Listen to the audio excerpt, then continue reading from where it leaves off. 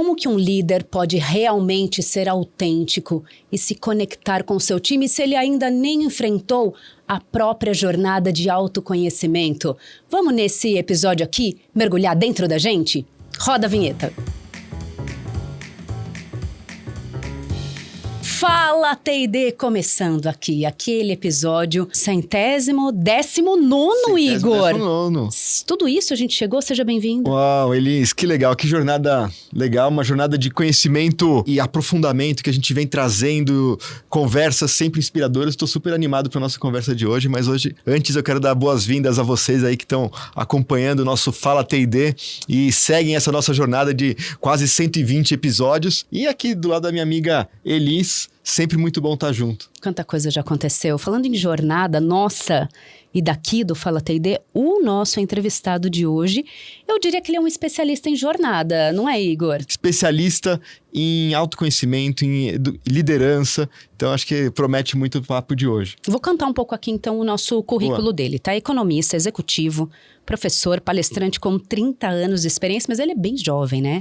Em liderança e gestão em grandes organizações, ele é professor de MBA, mentor, investidor anjo, olha que interessante isso, também integra startups e é vice-presidente do conselho da BRH Brasil. Ele se dedica de verdade a esse desenvolvimento de pessoas e a gente falou muito de jornada porque ele trouxe aqui um livro para nós, tá autografado aqui pra mim. Por que pra mim, pessoal? Porque o Igor já leu, tá? E o Igor vai contar depois a história da situação em que ele leu esse livro. Então vamos logo, já? Bem-vindo, César Almeida. Opa, gente, muito obrigado. Muito feliz de estar aqui com vocês, Elis, Igor, e falando, né, pra essa comunidade de T&D. Bom, vou aqui compartilhar um pouco dessa jornada, né, já que vocês trouxeram, né, que é esse livro que tem sido uma alegria, né, lançamos agora recente, e tem sido uma alegria ter tido feedback, conversar com as pessoas sobre isso. Vamos falar então o que inspirou a escrever o Leader Tracking e por que você escolheu situar essa narrativa no Vale do Pati, que é um lugar tão emblemático. Pois é, engraçado que tem conexão com a ABTD, porque eu fui pro ATD em 2022 e fiz a viagem para os Estados Unidos. Quando eu voltei, eu tava com a sensação que essa viagem, eu queria ficar mais tempo viajando. Eu tinha passado uns 20 dias sozinho, depois da ATD. E aí, quando eu tava com a sensação, eu falei, eu acho que eu vou fazer o Vale do Pati. E fui fazer o Vale. Eu tinha essa vontade de fazer, nunca tinha referência nenhuma e fui fazer. E quando eu fiz o Vale, aquilo mexeu muito comigo, transformou. Então o livro, na verdade, ele é uma reverberação dessa transformação que aconteceu comigo, né? E foi a forma que eu encontrei de contar um pouco dessa história e acidentalmente. Primeiro eu queria que eu escrevesse um artigo, num voo, comecei a escrever um artigo, o artigo ficou grande, eu falei, mas eu não quero apagar, fiquei ali com um certo, né? Gostei do texto, aí eu falei, vou transformar num conto. Uma coisa maior e vou deixar aí no ar.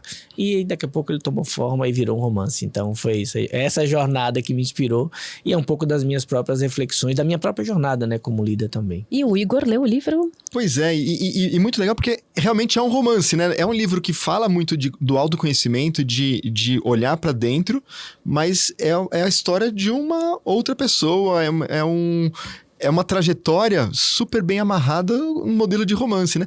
Por que você optou por fazer dessa forma, nessa história de um romance? Então, Igor, eu adoraria dizer assim que eu planejei, que eu quis e tal. Não aconteceu assim. Foi realmente uma coisa acidental, né? Eu queria contar um pouco da minha jornada lá, né? Do que eu vivi. E eu acho que dava para falar de mais coisas além do que eu vivi lá e da minha própria vida, das coisas que eu vejo com meus clientes, né? Sejam eles clientes que eu dou treinamento, ou que eu faço mentoria, principalmente para líderes, né?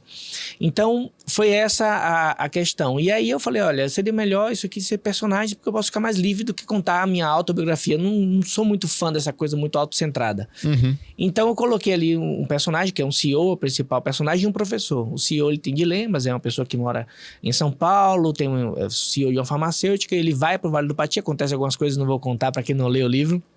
Ele acaba indo para esse tracking e lá ele encontra no mesmo grupo um professor. E esse professor começa a fazer conexões do que está acontecendo ali no tracking com a vida corporativa. E ele vai tendo insights. Falei, poxa, eu tenho que pensar nisso, tenho que pensar naquilo. E ele tem alguns dilemas que vão se revelando ao longo do livro. Então eu não planejei escrever um romance. E eu brinco, né, que ele toma conta. Escrever um romance é uma jornada muito interessante porque em um determinado momento parece que os personagens eles têm vida própria. Aconteceu com alguns personagens de eu escrever uma história e o personagem meio que conversar comigo assim, não tô esquizofrênico, tá, gente? Mas aconteceu assim, falar assim, olha, não, esse não sou eu, você tem que reescrever isso. Eu voltei pra escrever. Um dos personagens é a própria Ana, esposa do Tino, lá no livro. Então eu tive que voltar pra reescrever coisas dela, porque ela não ficou satisfeita com o desenrolar que eu tinha dado pra ela. Então foi isso, foi acontecendo. E eu acho que também todo, né, quem escreve primeiro é leitor, né? Então eu sempre apreciei muito as obras de literatura, sempre gosto de estar lendo romances, desligar um pouco da leitura técnica que a gente sempre faz, né? Então, eu acho que também tem um pouco disso aí. E o legal é que, assim, apesar do romance, dessa história, ele é muito embasado, tem muita... Você vê os conceitos técnicos, inclusive com as notas referente aos autores, as técnicas, as reflexões de diversos autores que estão trazendo os embasamentos que o professor traz para a conversa durante os encontros, né? As reflexões dele com o Tino. Exatamente. A ideia foi facilitar a vida de quem está lendo nessa perspectiva do aprendizado e do autoconhecimento. Tem alguns pontos lá, né, que ele traz, né, que são conceitos que estão aí já solidificados, né, consolidados, né, e aí eu trouxe nessa perspectiva. Então, e tem coisas que são reflexões dali da própria jornada, né, ele tem uma passagem, por exemplo, no livro que é a montagem da mochila, a capa do livro, inclusive, tem uma mochila. E nessa montagem da mochila, né, o guia fala, olha, cuidado com o que vocês estão levando aí, veja se não tem nada para tirar da mochila, porque é você que vai carregar a mochila. Então, e o professor do lado do Tino ali, ele fala, olha, mas essa reflexão a gente deveria continuar fazendo nas empresas. Aí o Tino pergunta, como assim? Ele fala, olha, no meu trabalho, canso de encontrar líderes que estão com a mochila levando além do que deveria. Por exemplo, fazendo coisas que ele fazia antes de ser promovido. E ao invés de delegar para a equipe, treinar e desenvolver a equipe. Então, esse desapego, né, de tirar um pouco dessa carga da mochila é importante. Além disso, outras questões, né? Então, e isso é uma das causas do burnout, né? A gente sabe, falando do burnout, que está também no livro, Sim. né? A gente sabe que o excesso de carga que as pessoas acabam se autocolocando ou o ambiente corporativo colocando, geram essa questão. Então, essa é uma reflexão que é provocada lá no livro e além de outras, né, sobre a própria questão da inovação, da transformação, do desenvolvimento de pessoas, enfim. Eu fiquei com uma curiosidade aqui, que ele disse que a personagem falou com ele, falou, não é isso daí. Foi só uma mulher que falou com você? Pra falar, dizer, César, você tá errado. Então, porque o caso dela, assim, especificamente da Ana, era uma coisa bem forte que acontecia e que ela não gostou, né, digamos assim. Mas eu acho que os personagens, quando você tá escrevendo romance, eles meio que tomam conta, né? Porque, obviamente, que as pessoas perguntam, né, normalmente, o livro é autobiográfico?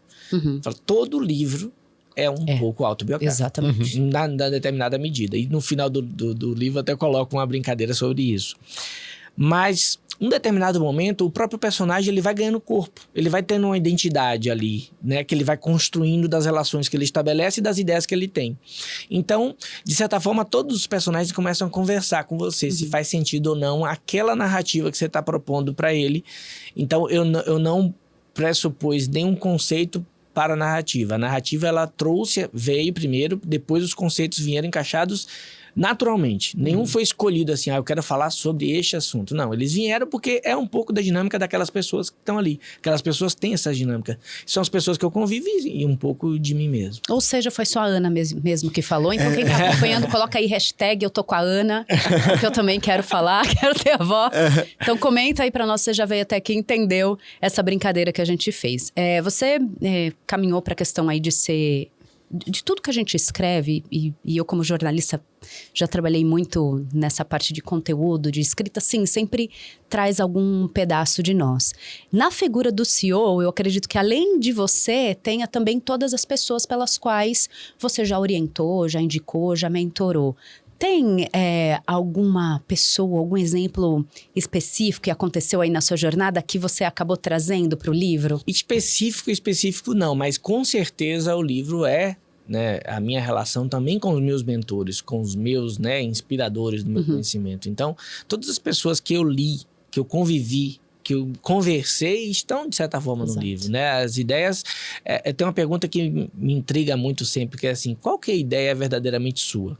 Uhum. Então, legal. Quando a gente vai cavar, eu não sei se tem alguma, né? É uma média, né? Pois é.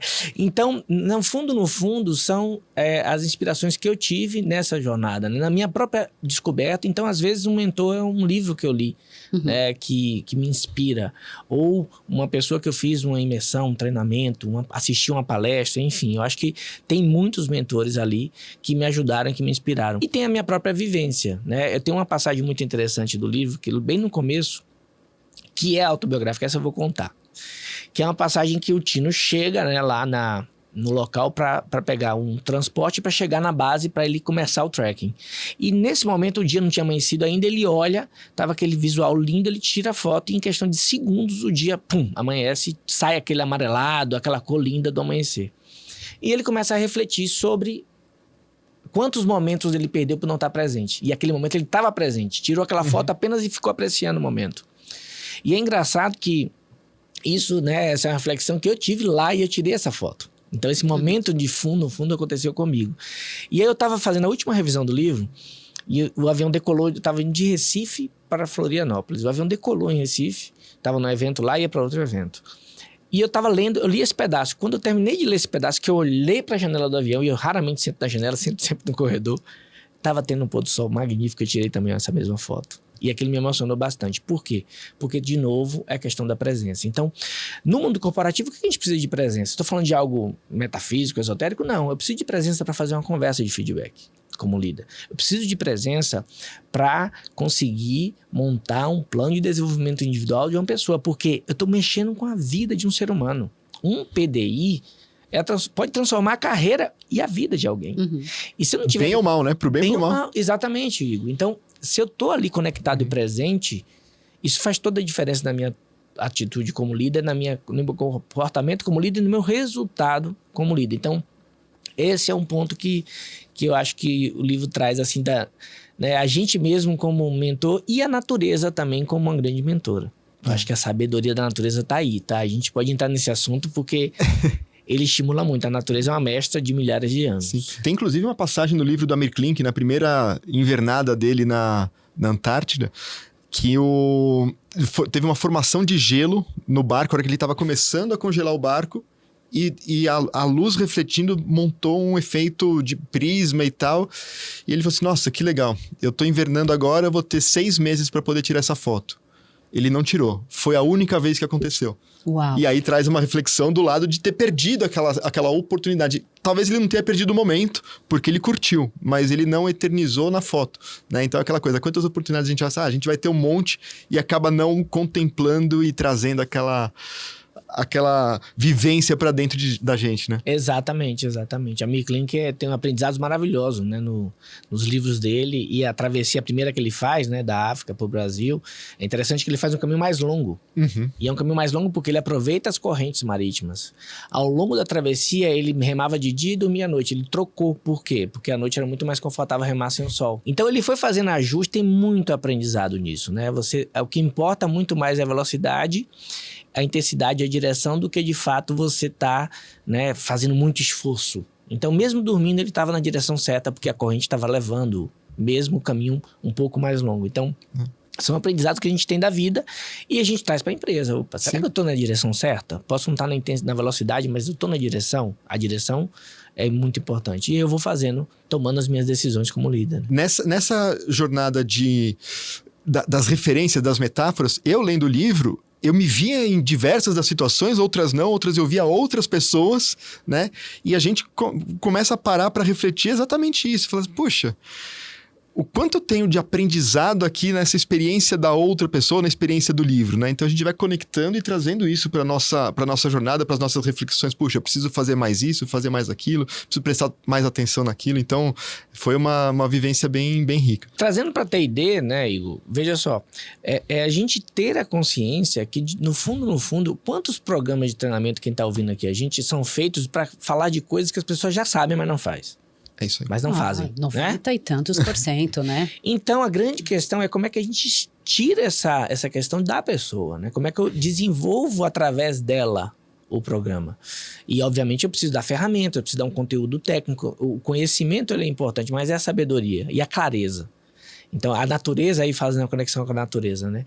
O conhecimento, saber das coisas é uma coisa. Outra coisa é a clareza que eu tenho em relação às coisas. A clareza para eu ter em relação a uma coisa para tomar uma decisão, eu estar consciente, eu estar enxergando o fato puro e, a partir daí, poder tomar decisões mais sábias. E eu tenho que observar e aprender. Então, a natureza nos coloca muito nisso. A natureza está, toda a informação está aí. Basta observar e aprender. Tem alguns exemplos maravilhosos. Um dos principais que eu gosto muito foi lançado um filme chamado Biocêntricos e traz vários exemplos maravilhosos, e um deles é do trem-bala no Japão. O trem-bala no Japão, eles tinham um problema que era, depois de uma determinada velocidade, o trem-bala ele emitia um ruído que era escutado em 400 km de distância. E o chefe do projeto do trem-bala, ele era um observador de pássaros. E ao observar o martim pescador, ele percebeu que o martim pescador, quando mergulha, quase não tem respingo na água. E ele estudou a aerodinâmica do martim pescador, o design do martim pescador, e é baseado no design do martim pescador que o trem-bala foi desenvolvido. Se você olhar, tem uma foto que eu projeto normalmente que tem o mesmo design. Então, isso é só um exemplo. Se isso funciona para tecnologia e para o design, imagina na interação entre os seres. O quanto que a gente pode observar e aprender com a natureza para as nossas próprias relações. Eu até quero continuar no assunto da natureza, porque assim, o que a gente percebe hoje em dia? Como a gente está muito distante de, no seu dia a dia, não acordar ou não, se moram em prédios, em condomínios, e a gente, muitas das vezes, não consegue ter essa interação. Então, as pessoas fazem um esforço muito grande para estar perto da natureza. Então, as empresas fazem aí team building, fazendo um rafting, ou levando o pessoal no meio de uma floresta. E então, a gente percebe que há esse investimento da empresa para poder tirar as pessoas do dia a dia e fazê-las se conectar com a natureza. É um esforço que precisa ou deve ser apenas da empresa? Existe alguma forma de a gente tornar isso mais perto do nosso dia a dia, para que a gente consiga reverberar nas nossas ações e soluções essa conexão? Sem dúvida. O primeiro ponto é trazer a consciência disso, né? As pessoas perceberem que nós não estamos apartados do todo. Uhum. Né? Quando a gente olha do espaço e olha para a Terra, é uma coisa só, é uma bolinha azul ali. Aí quando você vai dando zoom é que chega a gente. E a gente parece que é o centro do universo. Não é, nós estamos conectados. E tem a história do tsunami, né, que teve na Ásia. O tsunami, o primeiro sinal que ele dá, né, o sinal mais visível é o afastamento do mar, né? Fica bem longe e depois volta a onda. E aí acontece que antes desse sinal tem outros sinais. E o principal é que os animais começam a fugir antes da água afastar. Porque eles sentem. Uhum. E o único animal que não foge é o homem, porque não está conectado com as forças da natureza. Então, o que eu trago, né, é que a gente não tá apartado desse todo. Tendo essa consciência, essa necessidade vai acabar vindo. Então, e é natural que a nossa rotina no mundo corporativo, numa grande metrópole como São Paulo, a gente fique longe da natureza por alguns momentos, né? Mas também a cidade é toda cheia de natureza. A cidade proporciona parques, coisas assim muito próximas. É o olhar, né? Exatamente. Então, até trago isso no livro, né? O trekking, você não precisa fazer no Vale do Pati para estar presente, para estar olhando o que está sentindo o que está do lado. Né? Muitas ruas em São Paulo, você acorda com mais pássaros cantando e mais animais e mais barulho de sons da natureza do que em Manaus, onde eu estava e cheguei ontem à noite. A cidade de Manaus é menos arborizada do que a cidade de São Paulo, na minha perspectiva. Não sei se isso é um fato, mas me pareceu que São Paulo tem mais árvores na maioria dos bairros do que em Manaus, que é tudo do lado da Amazônia. Então essa é uma questão interessante, né? E essa conexão da natureza também do ponto de vista energético. E aí tem muitos estudos científicos que trazem sobre isso, que é a questão do ground, né? De você aterrar, de você botar o pé no chão, de você entrar em água. Isso é importante para a estabilização do nosso organismo. O nosso corpo, ele se auto-regenera, se auto-recupera o tempo todo. Então, a gente precisa também fornecer os elementos nutritivos, né, que é a alimentação, e também os elementos energéticos, que é esse contato. Isso não é nada esotérico, tá, gente? Pode seguir. Alguns médicos especialistas... E mesmo que fosse, acho que isso que é importante dizer, não é esotérico, mas mesmo que fosse, até já vamos avisar, o nosso próximo episódio vai falar um pouco sobre espiritualidade nas organizações. Então, acho que mesmo que fosse, é importante a gente entender que a gente não é só um ser corporativo, que a gente é mais do que isso, e até como função de a gente diminuir os nossos números tão altos relacionados à saúde mental, burnout. Tem a ver, sim, com essa reconexão, né, César? Total. O Tino, ele tem esse dilema, né? E eu tava conversando, né, antes de começar aqui nos bastidores com o Igor, né, como que os dilemas que são trazidos no livro não foi intencional de novo. Eu gostaria de dizer que fosse tudo que acontece assim de legal. Eu gostaria de ter dito, eu tive essa ideia antes. Não, mas aconteceu. Esse é um ponto que no livro que é muito parecido com a minha vida, que é a coisa da sutileza. Não tem... as questões de saúde mental, elas não acontecem do dia pra noite. Todos os sintomas e as questões são sutis, elas vão aparecendo e reverberando. Num determinado momento pode acontecer um fato grave, né? E aí, quando a gente fala, né, da vida corporativa, é um pouco disso. Então, o livro ele tem muitas sutilezas. Não é uma coisa assim... O dilema do Tino não é uma coisa que tá enorme, né? Não é gigante, tragédia, né? Mas de repente ele pode virar. E as decisões que ele toma são bem importantes ao longo do livro. E gera impacto, né? Não só nele. Exatamente. Que acho que esse é um grande dilema do líder, né? Porque ele percebe que o nível de influência em qualquer intervenção que ele faça reverbera numa rede grande, e isso gera um peso na mochila, que a gente estava falando um pouquinho antes, né? Então é um grande desafio. E tem uma coisa que acho que a Elis trouxe, que é essa de quem é a responsabilidade. Às vezes as pessoas ficam esperando que a empresa traga esse convívio, traga as reflexões, mas é importante ter a consciência de dividir essa responsabilidade também. A empresa precisa abrir espaço e as pessoas precisam querer, né? Pelo menos essa é a minha visão. Como que você enxerga isso, César? Sem dúvida. O primeiro ponto quando a gente fala de saúde mental, né, já que a gente estava nesse tema, a empresa não pode ser um promotor da doença mental. Então, esse é o primeiro aspecto. Não atrapalha, né? Não ser um causador. Não sou um agente causador através de metas manipulativas, através de programas, jornadas hiperexcessivas e por aí vai. Né? Então, em primeiro lugar, tem que cuidar dessa cultura corporativa que não seja provocadora de doença. Em segundo lugar, a autorresponsabilidade é fundamental, né? Se não tem como alguma coisa mudar sem a pessoa querer. É impossível isso acontecer. Ela tem que querer, e para isso ela tem que ter consciência. Eu acho que a gente tem que estimular muito disso, né?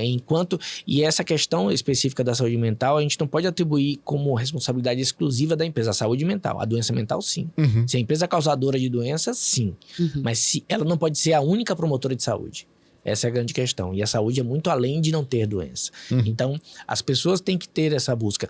E um pouco da jornada, né, dos personagens provoca esses questionamentos na gente, né? Em que, por exemplo, tem lá uma conversa do Tino com a Valentina, ela tem um acidente, bom, é um mini spoiler aqui, mas acontece uma coisa no livro, ela não pode ir em determinado dia. E ele vai ter uma conversa com ele é mais experiente, um executivo, e ela é uma jovem profissional. Nessa conversa, ela fala justamente que ela não é reconhecida, não é vista na empresa.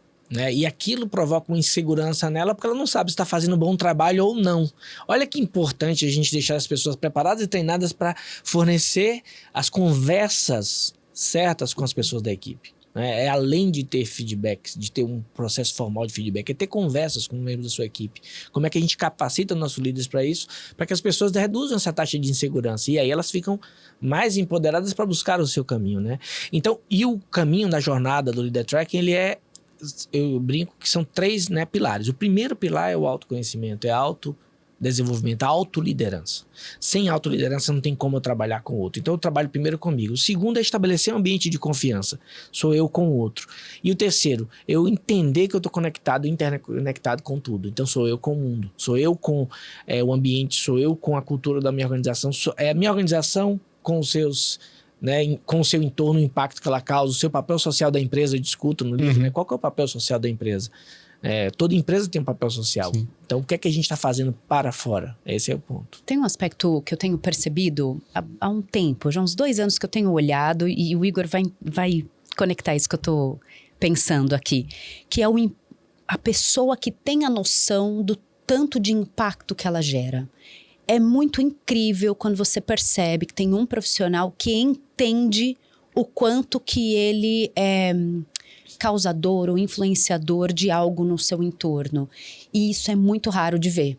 Muito raro. César, você percebe que investir nesse tipo de jornada de conexão, seja no Vale do Pati, ou seja dentro da cidade de São Paulo, ou seja numa caminhada que a gente possa fazer, ou seja em 2 dias de detox digital, é importante, faz diferença para a gente começar a ter essa noção? E até acho que acho que demora um tempo para a gente perceber quem nós somos e qual é o impacto que a gente gera naquele entorno. Quando eu estou num processo de autoliderança, eu vou identificar de onde vem as minhas questões. Como é que eu fui forjado nessa minha jornada de vida? E ao perceber isso, eu vou encontrar impactos de pessoas que estiveram nessa jornada. Automaticamente eu vou percebendo que eu causo. Você vê que é uma coisa que eu tenho que entender que eu tive impacto para poder perceber que eu causo impacto. E o segundo ponto é como que a gente torna esse impacto algo mais positivo possível, né? Porque a gente sabe que tudo que a gente pode fazer... Veja, se eu pegar qualquer pessoa, ela vai lembrar de professores que teve na sua infância. Um ou outro professor causou impacto.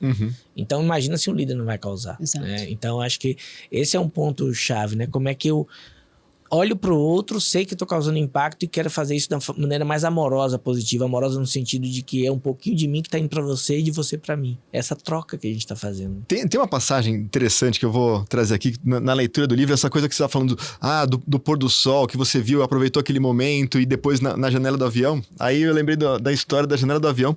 Quando eu estava lendo o livro, eu estava indo num voo de São Paulo para Fortaleza. Já te contei essa história. Mas para compartilhar aqui, essa coisa da sincronicidade e de estar presente, de olhar. Eu dei uma pausa no livro e falei assim, deixa eu achar onde eu tô, né? Aí eu olhei no mapa e estava sobrevoando exatamente o Vale do Pati. Aí eu tirei uma foto do mapa, mandei pro César e falei assim, olha, eu tô no meio do livro, tô aqui exatamente no Vale do Pati. Então, é muito interessante essa coisa do olhar sistêmico para as coisas, né? Então, de novo, não é pensando no esoterismo que possa causar essa percepção, mas existe a sincronicidade das relações ou as coincidências, né? Para quem prefere, mas estar aberto e atento a elas, acho que traz uma percepção desse impacto que a gente pode gerar, né? Desse elo sistêmico que a gente faz parte. Exatamente. É bem interessante. Tem sido muito legal esse momento de lançar o livro e as pessoas começarem a ler e começarem a falar comigo, né? Uma das coisas que eu estou muito feliz é porque o livro, por ser um romance e ser uma história dinâmica, as pessoas têm lido, de fato, né? E têm mandado rapidamente. Eu já li rápido e tal. Então, isso é bem legal. E, primeiro, naquele círculo mais próximo, você... não, as pessoas me conhecem, estão fazendo uma cortesia. E depois, agora, tem pessoas que eu não conheço, que ganharam livro ou compraram livro e estão entrando em contato dizendo que leram, aquilo teve um impacto e a leitura foi rápida e foi gostosa. Então, acho que esse é um ponto de trazer, né? Eu acho que... Igor, a gente está vivendo um momento que as pessoas estão muito abertas a isso. Ainda é um tabu a questão, né, do autoconhecimento, da gente falar isso um pouco, mas cada vez menos. Então, eu acho que as pessoas estão mais abertas a isso. E o livro é uma provocação para a gente se abrir ainda mais a isso. Entendendo que a gente não vai virar trilheiro ou nômade digital, e eu vou viajar o mundo agora fazendo escalada, trilha, trekking. Não é nada disso. A gente vai continuar no nosso trekking diário de acordar, né? Cuidar dos nossos afazeres domésticos, cuidar da empresa, do resultado e voltar para casa. Mas como é que a gente pode ter um novo olhar para isso? Diante dessas reflexões. Eu acho que esse é que é o grande ponto. A jornada, ela não é no Vale do Pati. A jornada, ela é dentro de cada um. Para se tornar um líder melhor. E não tem como você se tornar um líder melhor, você fazer uma empresa prosperar, crescer, se você não crescer também, se você não se tornar uma pessoa melhor. Não é impossível você se tornar um líder melhor, se você não se tornar um ser humano melhor. Não é possível a empresa ficar melhor, crescer, expandir, se as pessoas internas não expandirem e crescerem. Exato. Então, esse processo de expansão da sua própria consciência, né, da sua própria... as suas habilidades é é a chave que a gente está provocando nas pessoas. Estou muito feliz com esse começo de feedbacks aí do lançamento. Legal. E o interessante é que assim, a gente só pode cuidar da nossa própria autoconsciência, né? A gente pode estimular outras pessoas a fazerem, mas elas têm que fazer o trabalho delas. Né? Então, se a gente tá pensando, não, eu tô aqui, a minha zona, o que ele estava falando, né, do impacto que a gente gera, não, se eu estiver mais preocupado com o impacto, eu posso estar me despreocupando de mim, né? Então, você não vai causar impacto se você não estiver bem. Exatamente. Então, olhar para dentro... Mas vai causar um impacto negativo se você não estiver bem. Ou um custo muito alto para você. É isso. Né? E aí as coisas não se sustentam. Então, esse olhar interno é importante colocar a nossa preocupação, o nosso bem-estar acima de tudo, né? E o processo era sempre nosso primeiro, né? Então, assim, primeiro eu fiz o tracking, não fui interessado em fazer livro nenhum, fui interessado em fazer um tracking para mim. Aquilo teve tanto impacto em mim, eu falei, eu quero contar para as pessoas, e comecei a escrever e acabou virando um livro. E a gente está em formação o tempo todo. Então, recentemente eu tomei uma decisão muito dura, que foi demitir um cliente. Né? E é uma coisa bem difícil de fazer, principalmente diante do contexto de que era aquela negociação e que eram várias empresas envolvidas, mas eu tive que tomar essa decisão, é um pouco do meu processo também de amadurecimento. Eu não quero trabalhar com este tipo de comportamento dentro de uma empresa. Então, se vocês não estão dispostos a mudar, eu não estou disposto a fazer aqui, trabalhar com vocês. Você vê que a gente continua, mas esse processo primeiro é dentro de mim, não é lá. A culpa não tem nada a ver com o cliente. Não é coletivo, é você entender que não funciona. O outro processo era eu continuar com o cliente e agora o mercado não muda, tá reclamando. Não, eu tenho que tomar minhas decisões e pagar o preço por elas. Mas isso vem do nosso próprio desenvolvimento. Então, nas empresas, a grande reflexão para os líderes é essa. Então, como é que eu trago os líderes para isso, né? Como é que eu trago os líderes para refletirem sobre o seu papel, sobre o seu impacto, né? Que o que fala, o que faz, tem impacto na vida do outro. E, obviamente, nos negócios, não tem dúvida nenhuma. Eu trago muito essa visão, né, do negócio, né? O livro, ele sempre é um CEO, ele continua CEO, ele faz mudanças na empresa, né? Uma parte final do livro são reuniões que acontecem no conselho fora do tracking, o tracking acaba e o livro, né, a história continua.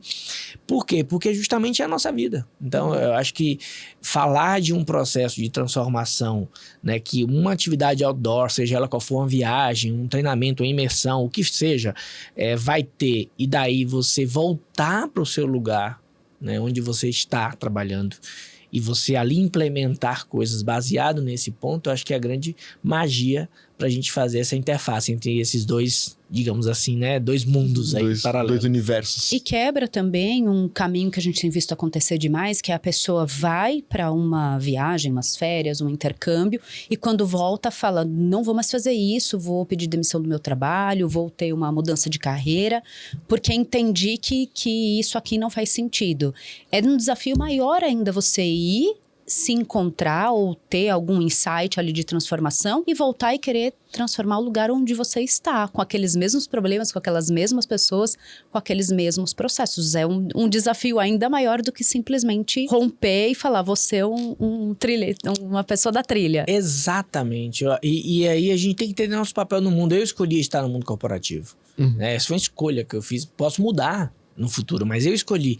Se eu escolhi estar no mundo corporativo, como é que eu posso contribuir da melhor forma com isso? Então, eu acho que um romance, por ser uma história, vai ajudar mais líderes, né, a lerem. Que tem a gente sabe da rotina de um líder muito pesada e tal. Eu imagino que muitas pessoas de treinamento e desenvolvimento adorariam que os livros que são entregues ou recomendados, os líderes lessem. Eu sei, né? E ajudando a ler, vai gerar reflexões pessoais. Gerando reflexões de autoconhecimento, podem gerar impacto e acontecer alguma mudança nas organizações. Então, eu acho que nesse lugar que eu quero estar, não quero estar lá fazendo imersão no Vale do Pati, apesar de que eu vou para lá daqui a 2 dias de novo. Ou seja, o fato de eu estar conectado com esse ambiente, eu não quero desconectar do ambiente das empresas, porque eu acho que é onde a gente precisa estar, né? E quem é de T&D pensa sobre isso, né? Quem é de T&D tá aí por causa disso, pelo impacto potencial que pode gerar, né? Por essa paixão no desenvolvimento, na transformação das pessoas, né? Ter essa vibração de que a gente consegue, né, impactar, é uma empresa de cada vez, uma pessoa de cada vez, uma pessoa de cada vez, uma empresa de cada vez. A gente vai aos pouquinhos e vai chegando lá, né? E você falava da sincronicidade, engraçado que eu comecei um processo de mentoria com né, um nível de diretoria de uma empresa, E foi muito engraçado, porque eram 5 diretores que estavam fazendo a mentoria de liderança. E esse processo ainda está acontecendo, está concluindo agora. E 2 deles estavam com viagem marcada para o Vale do Pati, nem me conheciam, nem conheciam o livro. Uau! Olha. É muito interessante como essa sincronicidade está começando a acontecer, as pessoas falando já. E uma das coisas também que eu quis botar, né, o subtítulo é o Executivo Professor no Vale do Pati. Eu quis colocar, isso foi uma escolha minha, o nome Vale do Pati na capa, porque eu também quero promover esse lugar, porque eu acho que o lugar é diferente. Aí tem um ponto importante a ressaltar. Um tracking, ele pode ter um impacto em qualquer lugar que teve em mim para outra pessoa, mas o Vale do Pati é diferente. O Vale do Pati, é importante as pessoas entenderem. Em primeiro lugar, ele fica no centro da Chapada Diamantina, na reserva, no Parque Nacional da Chapada Diamantina. Esse é o único lugar, o único parque no Brasil em que é permitido que pessoas morem, porque elas já moravam lá. Então, são algumas casas tem lá e onde você fica hospedado. Não tem hospedagem nenhuma. Segundo ponto, você só tem uma forma de entrar, que é caminhando. E você tem 3 formas de sair, caminhando novamente, ou numa mula, ou no helicóptero, se você precisar ser resgatado. Não tem outra maneira de entrar e sair. Você leva um dia para entrar e um dia para sair. Então essa é mais ou menos a logística, para as pessoas entenderem como é que é realmente um local que está cercado por natureza e isolado, inclusive, do nosso dia a dia. Então, como é um vale, também você vai entrar no vale. Então você também a natureza está em cima. Então você está sempre cercado e você de vez em quando vai fazer alguns picos para olhar de cima o próprio vale. Então, ele é diferente. Por isso que eu quis promover também no próprio título e a história, né? Foi uma forma de honrar o que eu recebi, né, para a minha vida e para o meu desenvolvimento como líder para esse lugar tão especial e para as pessoas que habitam lá, né? Eu tenho algumas curiosidades sobre a obra. Esse é o seu exemplar, né? Esse é o meu exemplar. Que você deu aqui pra gente. Tá e esse tem várias marcações. Então eu queria saber que marcações são essas que você quis aí colocar e até deixar mais ali visível. Então, assim, são marcações eu tive assisti uma palestra de um autor, e Mitch Albom, se eu não tenho enganado o nome dele, e ele leu o livro dele, e eu falei, quando ele pegou o livro para ler a primeira vez, eu falei, nossa, ele vai ler o livro. Eu falei, não. Sabe o julgamento? Foi sensacional. A gente terminou assim, chorando de um pedaço que ele leu. E eu falei, nossa, eu vou exercitar isso nas primeiras palestras que eu fizer para ver se funciona. E eu tenho gostado muito dessa experiência. Então, de vez em quando, surge algum tema, eu tenho aqui alguns temas marcados, né? Por exemplo, aqui é o papel social da empresa. Aqui uma questão importante sobre o desapego, por exemplo, né? Quando a gente fala de desapego, o que é o desapego? O desapego é desidentificação com a coisa, não é não querer ter a coisa. Eu posso querer ter o carro mais, sabe, uma Ferrari, um Lamborghini, mas eu não me identifico com aquilo. Eu não sou a Ferrari. Eu não sou. É a mesma coisa nas funções corporativas. Porque o desapego é importante. Sem desapego não tem inovação. Sem desapego não tem a capacidade do líder promover a equipe, levantar a equipe, dar crédito para as pessoas, porque ele está muito apegado ao seu cargo, à sua função, do que de fato a coisa. Então eu trago um texto de desapego aqui, ó, que é o professor falando contínuo, que é mais ou menos assim, ó. No trabalho isso também se repete. Pense em organização. É muito comum, por exemplo, pessoas promovidas em uma nova função no trabalho e ainda continuam executando tarefas da função anterior. Até comentei com vocês sobre isso.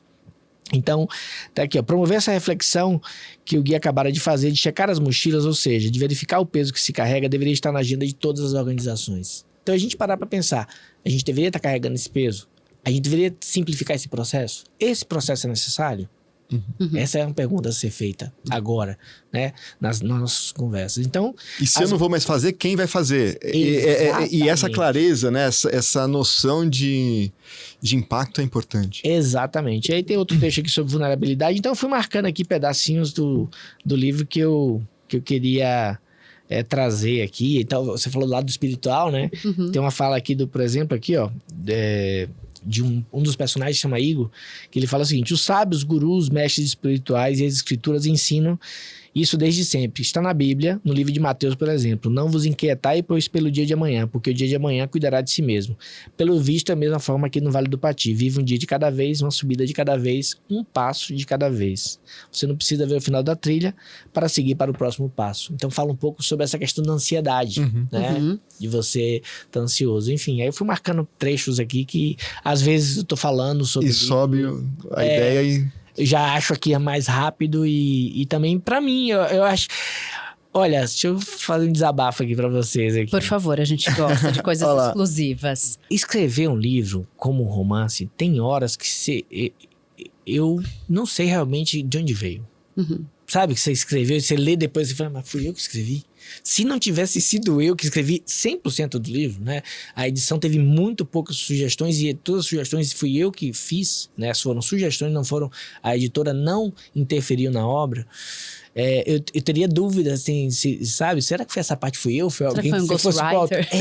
Caramba, então assim, é muito doido. Aí, esses dias eu tava ouvindo, eu acho que foi o Samuel Rosa, falando que tem músicas que ele escreveu também que veio um download, assim, ele fala assim, eu não sei de onde veio, a música ficou pronta, né? Aquela melodia, assim, de repente ele veio a melodia, ele foi lá, botou, gravou. E funcionou. A melodia tá pronta, depois ele vai fazer a letra. Então tem isso também. Então o livro também tem sido uma releitura para mim o tempo inteiro. Tem horas que eu tenho que ir lá recorrer ao que eu mesmo escrevi para tomar uma decisão, para me inspirar, ou mesmo para... Né, esse estado de flow mesmo, que você chegou e que acabou tendo ali. Esse livro é uma obra de 2 carnavais, porque eu comecei a escrevê-lo depois ali em julho, mais ou menos de 22 de agosto. Aí no carnaval de 23 eu fiz a primeira versão, eu passei o carnaval inteiro em casa, em flow total, minha esposa até saiu, eu fiquei sozinho. E no carnaval... Foi no bloquinho, não? Não fui nada nesse. E no carnaval do ano seguinte, eu terminei a última revisão. Então foram 2 carnavais que ele ficou pronto, mais ou menos foram 2 anos o processo desde a primeira página, a primeira versão, até ficar pronto. Assim. A gente que tem, assim, contato com a obra, né, Igor? Você contou algo incrível de sincronicidade. Então, eu queria até saber de você por aí. Se teve alguma situação de sincronicidade que você viveu que foi significativa.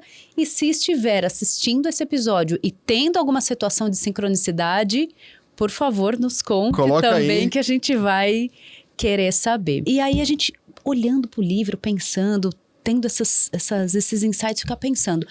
Você pretende levar uma turma de leitores, todos juntos, para o Vale do Pati? Vai fazer aí excursões, não só para promover o local, porque é um local que vai poder promover, mas ele tem um turismo muito limitado, muito de catraca, que a gente fala, né? Porque não se pode simplesmente trazer uma cidade toda de São Paulo, por exemplo, para estar lá.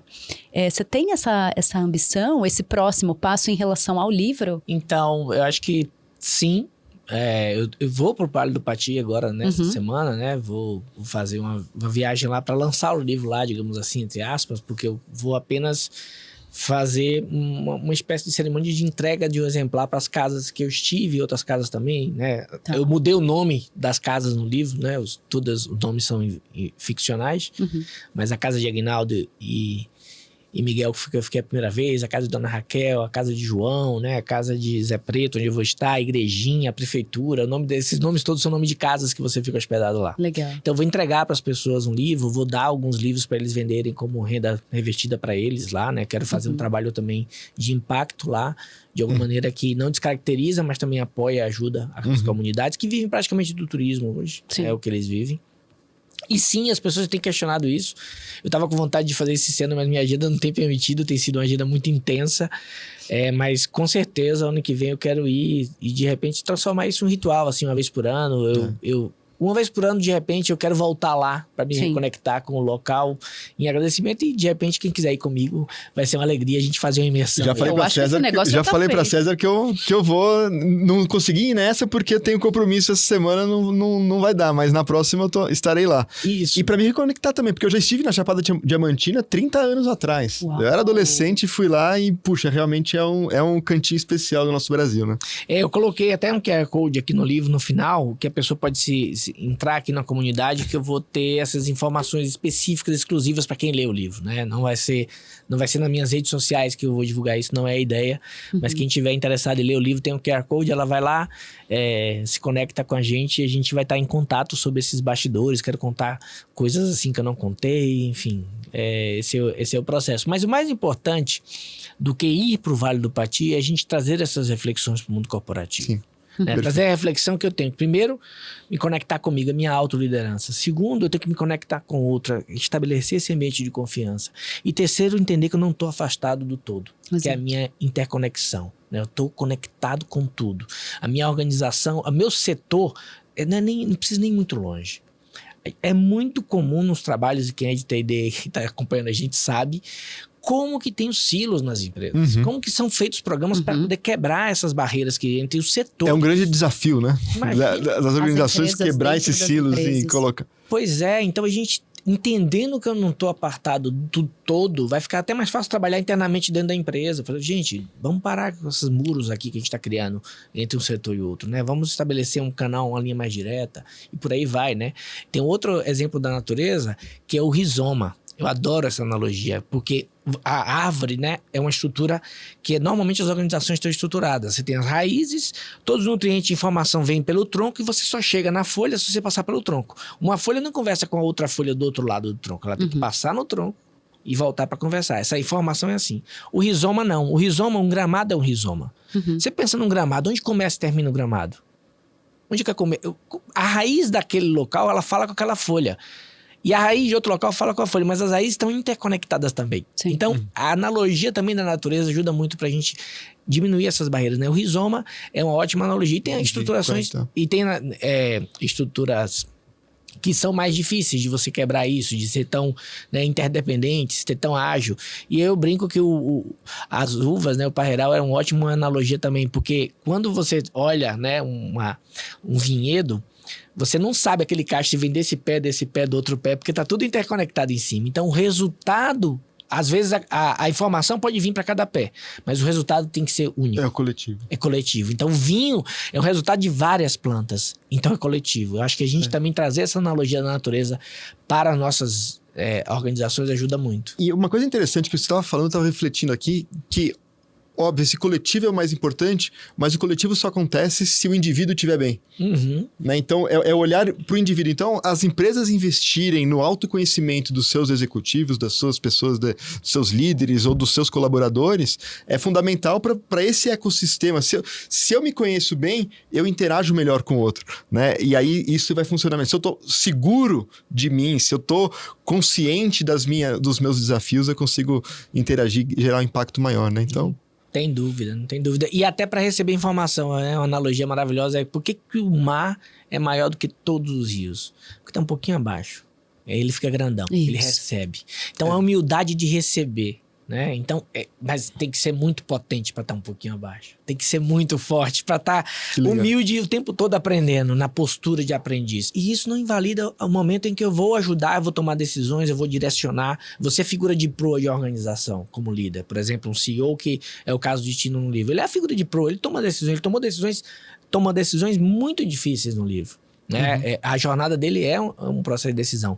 Mas não significa que ele está pronto. Nós somos seres de informação. Então, entendendo essa dinâmica, a hora que eu estou aqui como figura de proa do barco, levando a minha equipe, a hora que eu estou sempre absorvendo, acho que essa é a magia que faz um grande líder. Onde que as pessoas encontram o livro, César? Está disponível em todas as redes de livraria, na Amazon, aí, nos e-commerces aí todos online. Tá próprio no meu Instagram, César com Z, Almeida 77, tem o link lá na bio. Também a pessoa pode comprar direto na editora, pelo WhatsApp. Ela escolhe a melhor forma de comprar.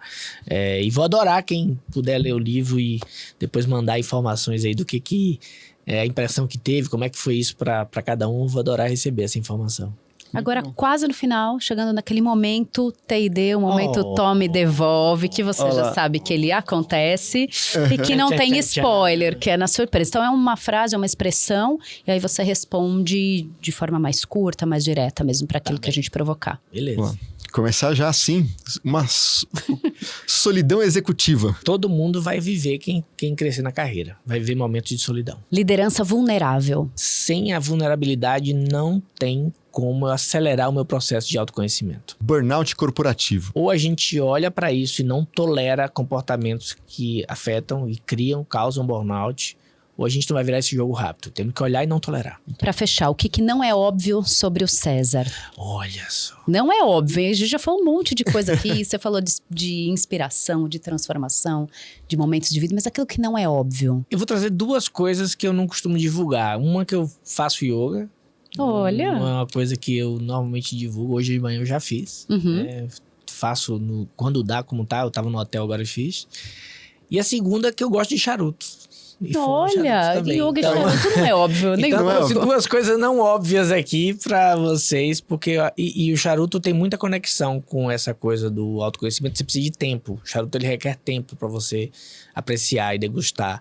Então ele é um processo que aconteceu naturalmente. Isso foi uma coisa que eu sempre gostei e de vez em quando eu aprecio um bom charuto. Você que já conhecia César há um tempo, sabia dessas duas coisas? Sabia. As duas? As Uau, duas. que bom. Não, o yoga eu não conhecia. O yoga a gente Yoga não tinha não, falado. né? Yoga não. Tá vendo? Mas do charuto, quando eu conheci César, ele tava voltando de uma viagem a Cuba que ele foi lá conhecer a fábrica Estive em Cuba, charuto. Foi muito bacana. Então, eu sou economista, né, de formação. Então, o fato de ser um regime diferente do que a gente vive me fez a curiosidade de ir lá ver em loco.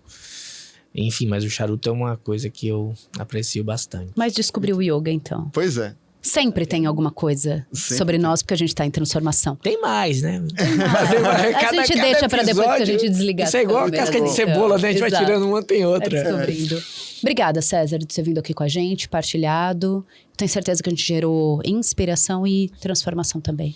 Eu que agradeço. Fiquei muito feliz de estar aqui, poder compartilhar um pouco da minha obra aí, que tem sido um momento muito alegre pra minha vida, muito feliz mesmo, assim. Tô me sentindo muito feliz esses dias depois que eu lancei o livro, pelo impacto que tá causando e pelo feedback que eu tô tendo. E também adorei o papo, assim, foi super leve. É uma delícia. E aprendi muito também aqui nessa nossa conversa. Maravilha, César. Obrigado. Sempre bom bater esse papo, trocar ideias com você. Sempre a gente aprende muito e a chance de levar para outras pessoas também é muito, muito rica. Valeu. Como é que é a palavra? Rizoma? Rizoma. Rizoma. Então, você que está por aí nos acompanhando, coloca aqui no final desses comentários. Também quero proporcionar um rizoma onde eu tô, na minha casa, na minha família, na minha empresa, para que as pessoas se conectem. E para aproveitar, também peço que vocês se conectem com a gente, clicando no sininho, compartilhando esse conteúdo e também reverberando para mais pessoas, para que a gente se torne esse rizoma. Então, obrigada e até o próximo episódio. Tchau, tchau. Valeu, gente. Até.